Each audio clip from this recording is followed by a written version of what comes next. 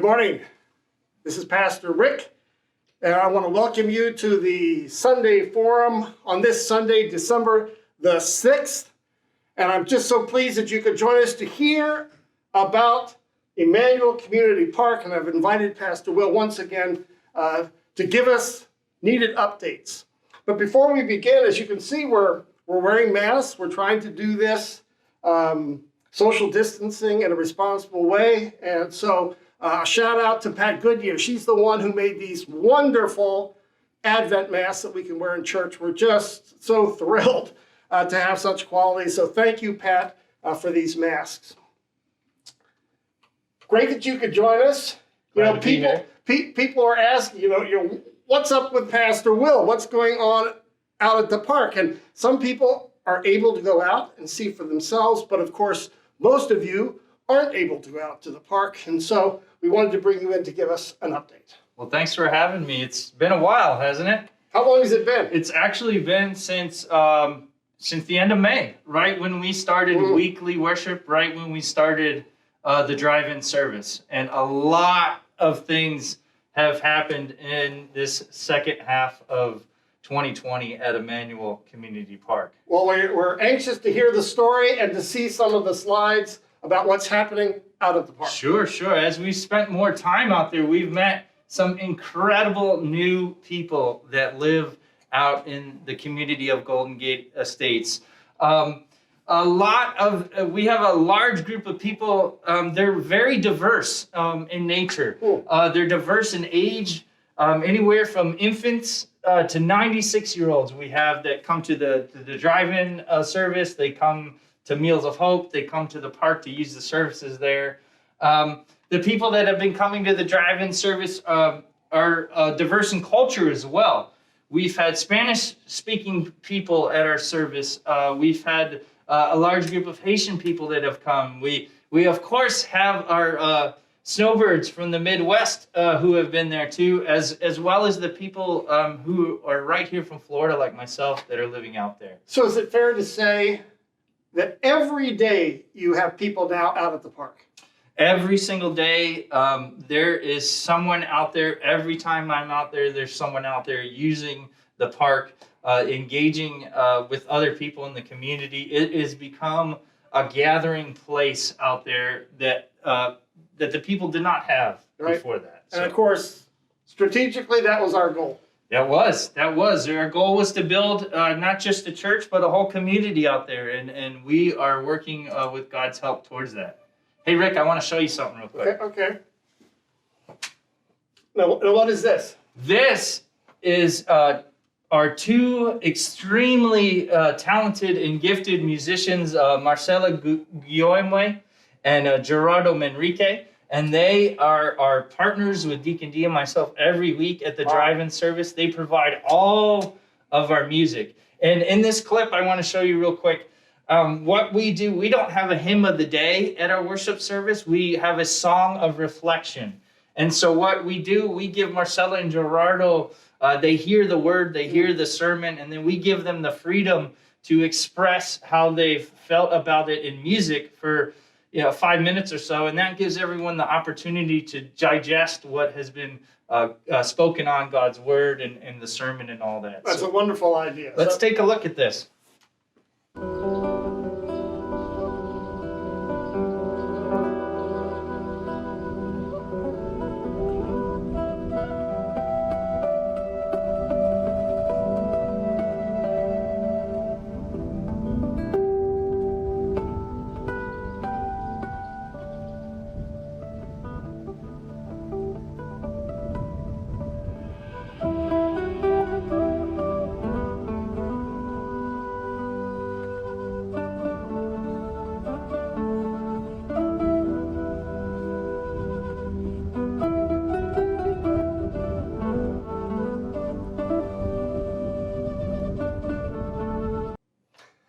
Well, I have to say, after hearing that music, I think you're spoiled out there. I think God has graced us with some amazing people who are extremely talented, and we give thanks to God for that. Now, this is the drive-in worship. Some of us have been out there once or twice, but maybe early on, maybe this summer. What's new with the drive-in worship? That's right, Pastor Rick. That's really how it began with COVID and with the virus going on. We wanted to do the drive-in worship to build the community, but also to help the people of Emmanuel out. And so in the beginning, we had a lot of members of Emmanuel coming out there. They still come out too, which is wonderful. Mm-hmm. As the months have gone by, the community out there has been coming to the drive-in service. And now we've reached this tipping point where we have more people now that are coming from out in Golden Gate Estates, Ave Maria, yeah. Orange Tree, and Orange Blossom, and all over to come to the drive-in service. And we're extremely excited about that. Well, that's an important development. And that's, of course, where we're heading. That's our goal. Mm-hmm. Mm-hmm. And actually, Pastor Rick, for us, the drive-in worship has been our last step of engagement in terms of people. What I mean by that is when we engage people through different things at the park, that's what's led them to the drive-in service. So what other things are you referring to? Let's talk about that. So a big thing that has happened with us has been our partnership with Meals of Hope here at the park. Right. As you know, as members of Emmanuel know, we've had a long relationship with Meals of Hope, working with them to do our meal packing events here in the Family Life Center every year. But now we've broadened that relationship to include their mobile grocery distribution. So tell me, when you talk about this distribution of food, we see some pictures here. What's happening in these pictures? So we started this mobile food bank every Wednesday in the last week of August. And the partnership works like this. Meals of Hope brings the food. They receive it from many different organizations. And we bring the volunteers. We bring you all. We bring the people of Emmanuel and also the new volunteers who have been coming from our community. That's what I mean by a first step in engaging them. They have been emailing us, calling us. Kids come after school and they just come up and ask us, can we help? Can we help volunteer? I've always found that encouraging when I'm out there to see these high schoolers, right? Trying to get in some of their hours. But I really think they enjoy participating in such an important work. I think they do too. And I think our members of Emmanuel do as well. And so we started this mobile bank with a few volunteers and Deacon D and myself. The first Wednesday, we fed 125 families. When was that, the first That day? was the last week of August. Last week of August. As we now move into December, not 3 months later, we're now up to 450 families every week. We have now become the largest food distributor for Meals of Hope in Collier County. So let's just stop and repeat that again. Yes. Okay? That's 450 families. Families. Which makes us, after just a few short months, the largest mobile distribution in the county for Meals of Hope. Correct. So we really thank the members of Emmanuel for volunteering, participating in what has become a major ministry of this congregation. Absolutely. Our core members that have made the commitment to help build this mission development out here at the park have really stepped up, not just by coming to church and giving, but also giving of their time. So it's been a wonderful thing. And it's not easy work to pack 450 meals every week. So you've got some videos here to show us, give us a flavor of what goes on Wednesdays with our distribution of food out at the park. Let's take a look.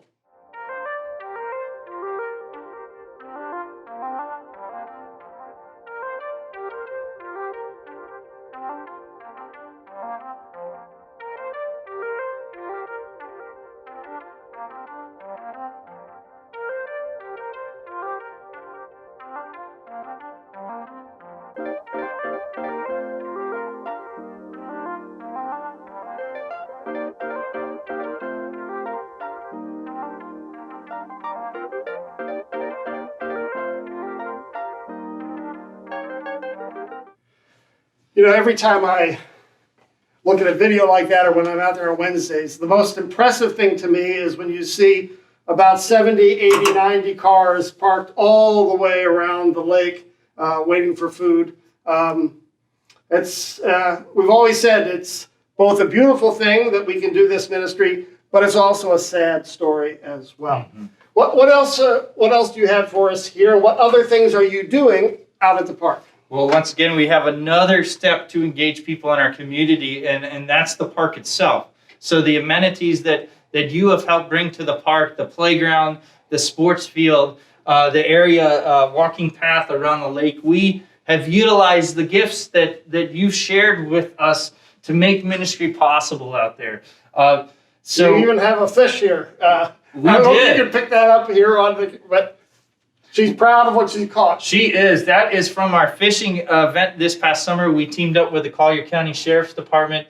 They wanted to do a kids go fishing event. They did the whole thing, and we just came alongside them and backed them up with it. Now, what is this? I've heard about this, well, but what is the food rock? What is that? The food. Well, this is a special story, Pastor Rick. We of course in the designs of Emmanuel Park, we have an inlet right by the multi-purpose sports field, the Goodyear field, which we've built as an area for food trucks. Now, Deacon D and I have spent a whole year trying to find a food truck with no success. So we thought we'd pray. We thought we'd actually pray about that. And as soon as we did that, as soon as we did that, we actually received a phone call from this couple right here. This is Jennifer and JD Damas. Now, they have a wonderful story. If you'll just give me a minute to tell it to everybody. Jennifer and JD both had previous vocations. She was a registered nurse. JD was a chef. They were not satisfied with their jobs in a sense that the way they served people didn't feel complete. And so they gave themselves to God. And after that, God gave them a crazy idea. Quit your jobs and buy a food truck. And they actually said yes to God. And they did that, not knowing where they would be. Their family, half of the family was for it. Half of the family was very upset with it. But they trusted in God. And actually one night, Jennifer had a dream, believe it or not. And she believes that God came to her in this dream with the word Emmanuel. Emmanuel. And she did not know what that word meant. So her and JD, of course, went on the authoritative source of Google and looked up Emmanuel and learned that it meant God was with us. Well, they said, that's great. We know that God's with us. Otherwise, we wouldn't have been doing all these things. Well, fast forward a few more weeks. They're having difficulties trying to find a location for their food truck. Lo and behold, they're driving out east on Oil Well Road one day, heading out to Immokalee, and they see this sign that says Emmanuel Community Park. Well, they pulled in right away. Let me tell you, Pastor. They pulled into the inlet, saw what was going on there. They found us out. They called Deacon D and I, and as soon as they said the story, we knew that our prayers had been answered. And now we have this truck, the food truck. The name of the food rock is based off the rock that Jesus talks about in Matthew 16. So not only do we have a food truck, Pastor Rick, we have a faith-based food truck. That's amazing. And they are there every day. But Wednesday, when we do our distribution, they're there every day during the week from 3 to 8. It's all kinds of people have been coming out there, including the kids from after school, families. They know a lot of people. They're also open on the weekends, too. So wait a minute, I see here Sunday at 11 a.m. So I can go out to the drive-in worship, and then I can get my lunch You can. at the food truck. And we did that intentionally. You can actually pull into next to the welcome tent where you get your bulletins and your communion packet. And you can also get a piece of paper that lets you fill out what you'd like to have for brunch. And so when you pull in for worship, we'll go take that to JD and Jennifer, and they'll have your food ready by the time you are finished with worship. So when they get a second truck, we need one out here. Oh, absolutely. Oh, and the biggest part is they're both joining the church as members of Emmanuel. So we rejoice and celebrate that and look forward to the new ways to do ministry together. What a great story. Yeah. Now, what can we expect out at the park this year? You know, we're going to turn to a whole new year. What are your plans? A new year. We've been blessed by the fact that we so much progress has been made despite even the situations that we're going through. That just tells us how hungry the community is out there to come together, to have a relationship together. And so we want to continue to massage that, to facilitate that for everyone, to make this their place. And so as a part of that, really as a centerpiece, we're going to be having the pavilion that will be hopefully built next year. Now, this is the design of that pavilion. This is the design of the pavilion. You can't really see it over here, but an actual person would be that tall. So we're talking about a 60-foot long pavilion by 40 feet and almost nearly 20 feet tall. One of the largest pavilions in the county, if not the largest. And we're going to do all kinds of stuff under that pavilion, not just drive and worship. We've got ideas of farmers markets, of engaging the community more and more, of working with our sheriff's department. They're interested in doing an after-school program for children that don't have the means to do the other things that kids in town have to do. So much so we're even going to put a whole bulletin board up that what's going on at the park. And we have to say thank you to our members here at Emmanuel for the contributions, because this has already been paid for, right? We're just waiting on Collier County to give permissions, but we have the money to do the work. Mm-hmm. Thanks be to God for you all, for the people, for the faces of Emmanuel who continue to support everything that we're doing out there. And I'm so thankful for this opportunity, Pastor Rick, to share everything that we've been doing, because we have been going, the pandemic has not stopped us. Full speed ahead. We've been going full speed ahead, and we continue to serve God and to serve the people out there as best as we can. So let me ask you, which is going to come first? Worship under the pavilion or a vaccine for COVID? I mean, where is this going to be first? When are we going to get the meat out there? I'm not sure about either. Okay. I wonder if even Jesus will be back before that. We will be waiting patiently. But sometime next praying. Yes. Maybe before Labor Day. That would be a wonderful Memorial thing. Day, maybe. Yes. Because as summer rolls around, we want to have summer camps out there too. Right. So it would be great to have this space. We are going to use it to its fullest extent. Wonderful. Yes. So, how would you want to summarize, or how would you like to end this session? What type of message do you want to give to the congregation about what's happening at the park? We just have so much going on out there, and what I'd like to do, Pastor Rick, is just make an invitation to you all. I want to invite you to come out.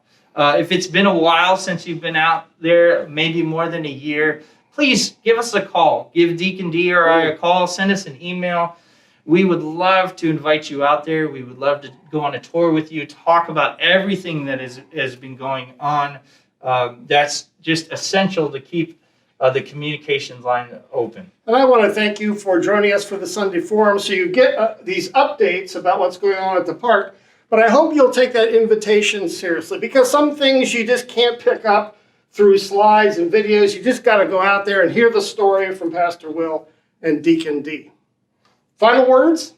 Come on out Sunday morning. Experience the drive-in service, 10 a.m. Have some lunch. Make a whole day out of it. It's becoming a great place to be on a great day, too.